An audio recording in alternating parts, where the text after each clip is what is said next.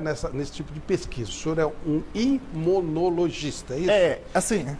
É uma formação médica também, é uma especialidade, é uma formação específica nesse trabalho? A minha formação é ciência clássica, né? Graduação em ciências biológicas, sou mestre e doutor, imunologista, mestre e doutor. Eu tenho alguns pós-doutorados exatamente com vacina, imunologia e vacina. Então, assim, eu sou cientista clássico mesmo, assim, eu trabalho com ciência aplicada à vida, assim. Então, a gente trabalha com a parte de imunologia, trabalha com a parte de infectologia, virologia, então a gente envolve essa vida, assim, é ciência clássica mesmo que eu faço. E a Michele fez uma pergunta, o jogo de hoje deveria ter sido adiado, o que o senhor responde com todo esse conhecimento que o senhor possui? O jogo não deveria nem ter começado, mas já que começou, deve continuar.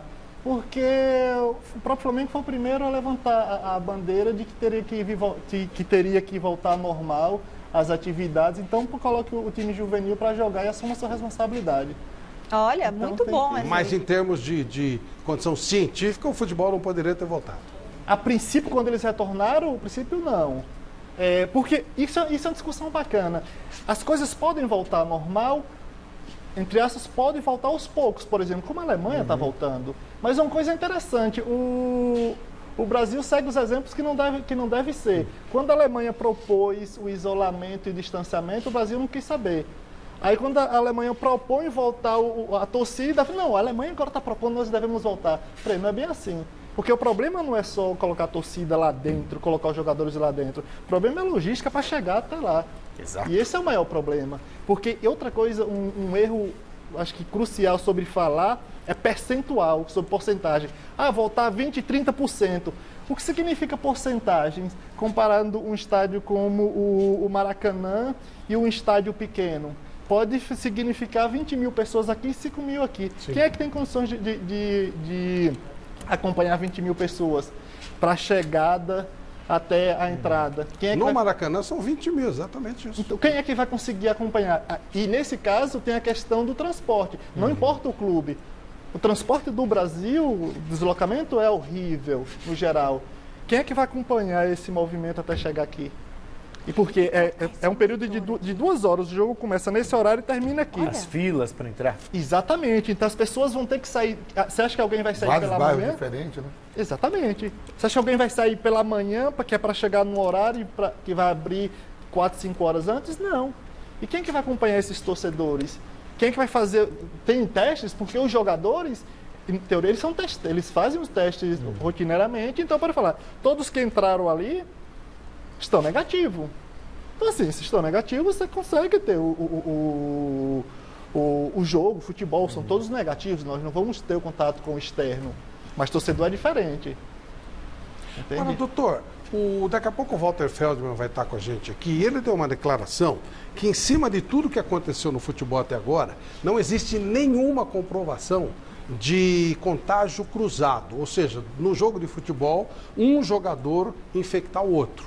E, fortalecendo isso, e aí não foi ele que falou, eu que estou falando, os jogadores do Barcelona de Guayaquil e do Independente del Valle, eles iam fazer um clássico ontem no Equador e chegaram até a ameaçar não fazer o jogo, porque os dois enfrentaram um time com 30 jogadores de comissão técnica infectados. No entanto, eles foram testados, o jogo aconteceu, não havia realmente nenhum tipo de contágio até o momento do jogo, ontem eles jogaram normalmente. Um jogador, Flávio, da Independente del Valle, que teve... mas parece que era uma coisa já anterior.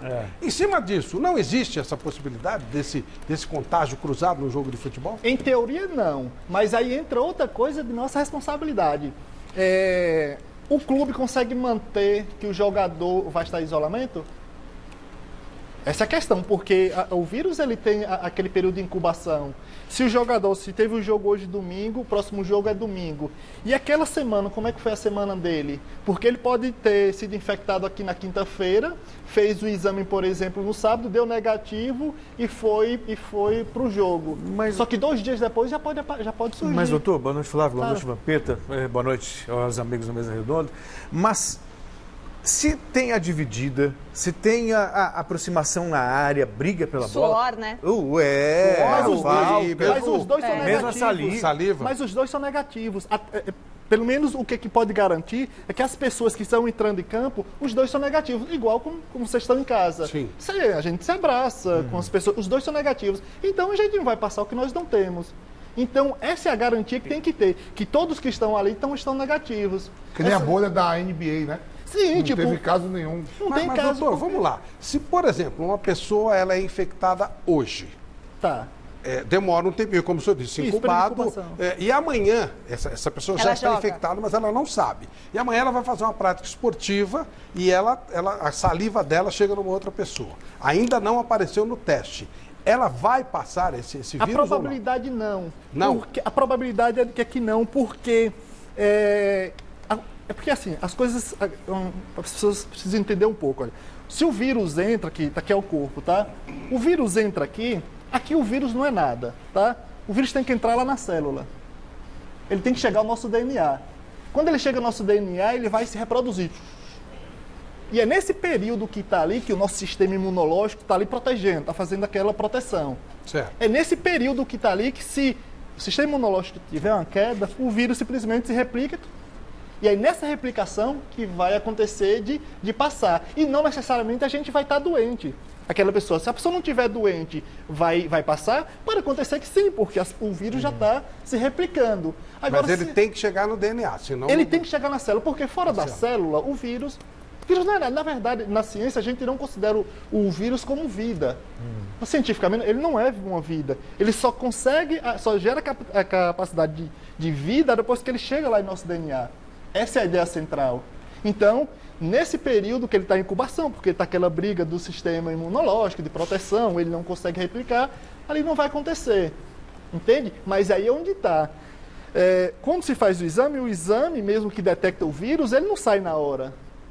Ele lança 1, 2 dias depois. Sim. Né? Então, assim, se ele pegou aqui naquele período, na quarta-feira, fez o exame na sexta, tá? E conseguiu no domingo o resultado.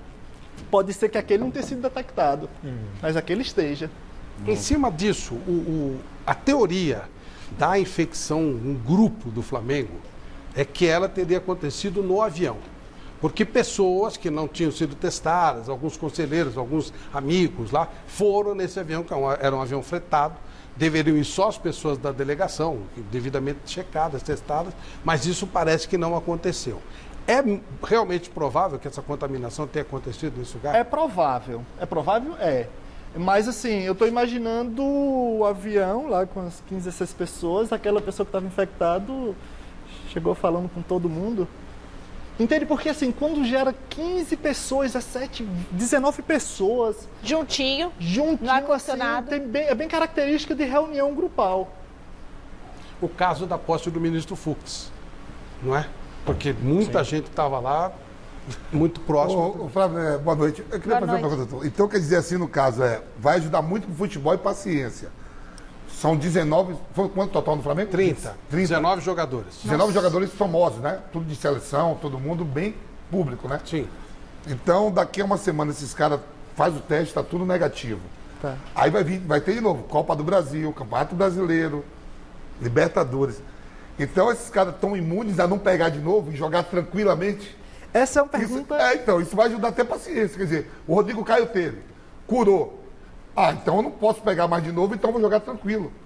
Entendeu o que eu tô falando, Flávio? É assim, doutor? Mas já tem casos, né? É comprovadamente assim? Não isso pega eu de queria novo? saber. Isso é o que o Vampeta acha, né? Não, mas eu tô falando assim, Não, são mas 19 pessoas públicas. Tem caso de reinfecção, não tá tendo? Já está surgindo caso de reinfecção. E essa é a preocupação... Tem caso de reinfecção? Já está surgindo caso de reinfecção. Essa é a preocupação que a gente já estava conversando desde a época de... Plantão da saúde. Mas olha bem, não tem 10 casos de reinfecção no Brasil, né? Não, são poucos. Bem na verdade, pouco, 2 ou 3 que eu... Mas aí é onde está. Eu queria ver agora como Mas é que onde fica o está? Flamengo. A adaptação do vírus para o ser humano foi apenas uma. Assim, surge uma adaptação que aconteceu para ir para o ser humano e aquilo ali prolifera. E se essa adaptação, por exemplo, de gerar uma reinfecção, for capaz de proliferar? Porque, por exemplo, se a pessoa, de repente, ela tem uma resposta imunológica, tá? Ela tem uma proteção contra ela. E se na reinfecção ela não desenvolve a doença, mas e se ela passar? É isso que... Sim, Entende? Por isso que... ela por isso pode que- ser uma portadora e uma... Porque essa é a maior preocupação, não é em si a pessoa. Porque, por exemplo, em teoria, os jogadores não são de grupo de risco. Eles não são de grupo de risco. É. A probabilidade deles virem até gerar fatalidade é muito pouca. Mas eles podem passar o vírus. E essa é a preocupação. Foi um final de semana